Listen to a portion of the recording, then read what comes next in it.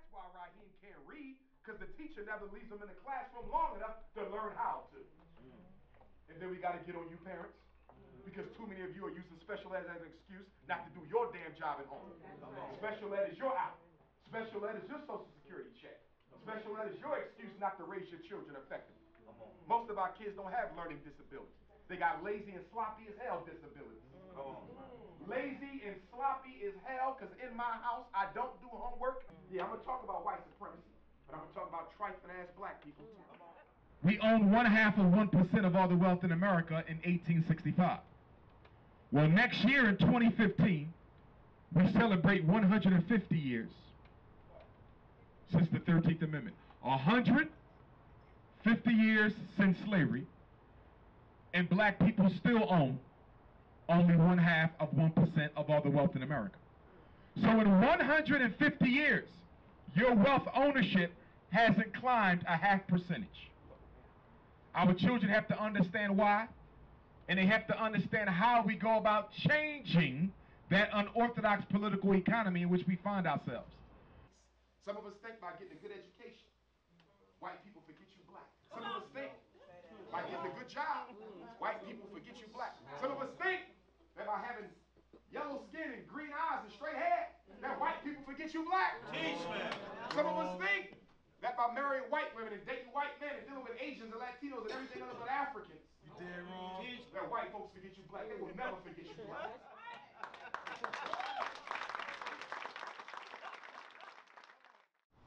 And so we have to change black people's repulsion to having money. That's why so many of us like to spend it as soon as we get it, because we've been conditioned through church and religion and mosque and everything else that money is bad.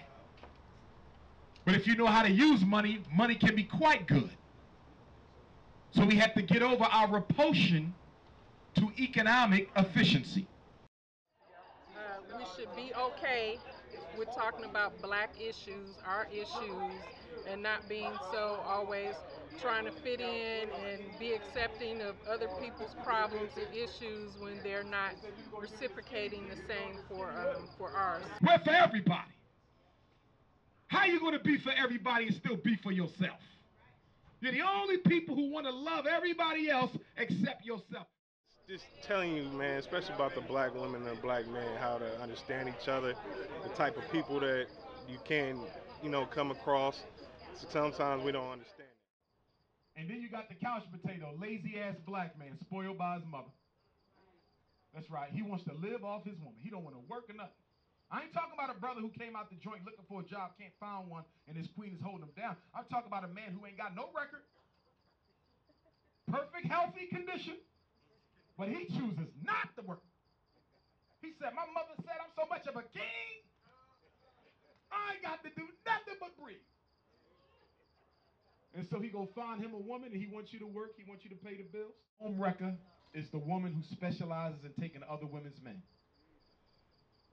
She might be dealing with 4 or 5 men, they all married. She got so tired of people taking her man, she decided to become just like them.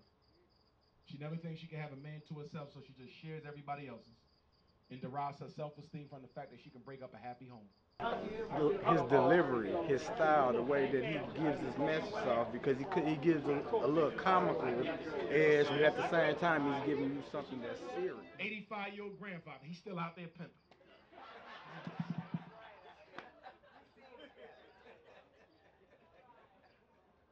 That's right. He still got his player card from 1920, black and white photo! Post-traumatic relationship disorder is an artifact of people who don't like being alone. And they don't like being alone is because when you are alone, your subconscious is programmed by God to hold up to your face a mirror with a long list of everything in your life you're supposed to be working on.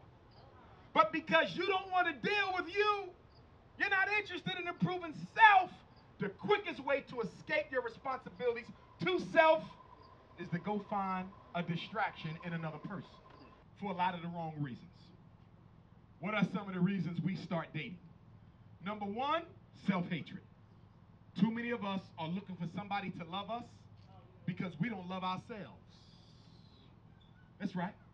Some of us are out there searching for a cheerleader.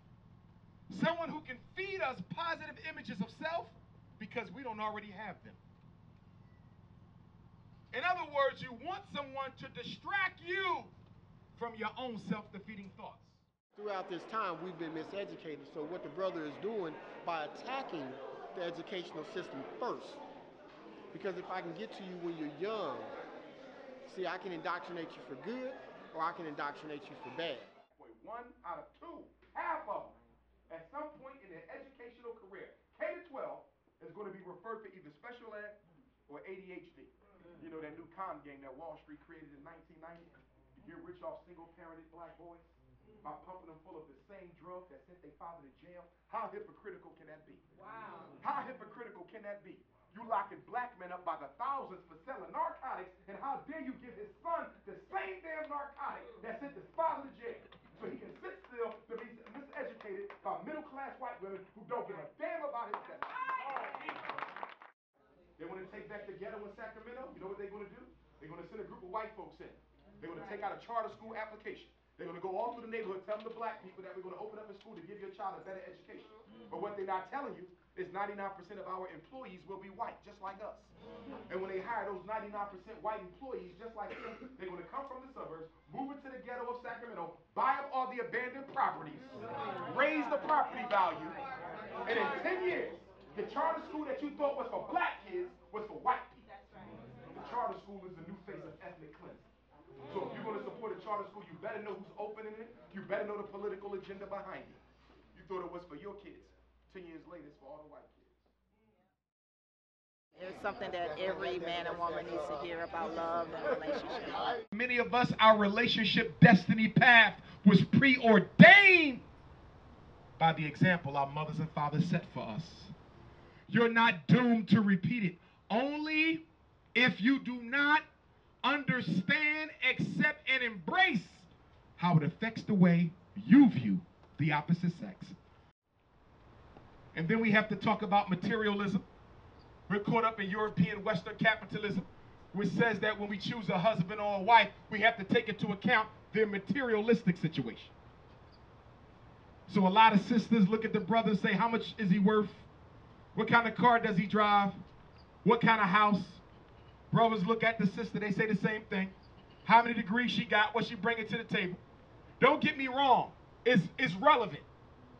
It is very relevant. But it should not be the overarching characteristic in your determination to date somebody.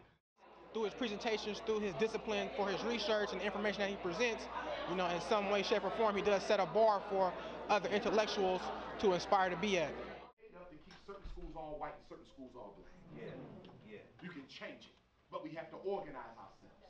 Stokely Carmichael Kwame Ture said what? If you organize a little, you can get a little done. If you organize some, you get some done. If you don't organize at all, you don't get shit done. And our problem is we talk too much. Too much Egypt masturbation, too much history masturbation, too much cultural masturbation, but you don't own nothing. Don't own a damn thing. But love to talk about what we were. The difference between the Pan-Africanists and everybody else is we're not interested in regurgitating where we used to be. We're interested in talking about where we're going to be.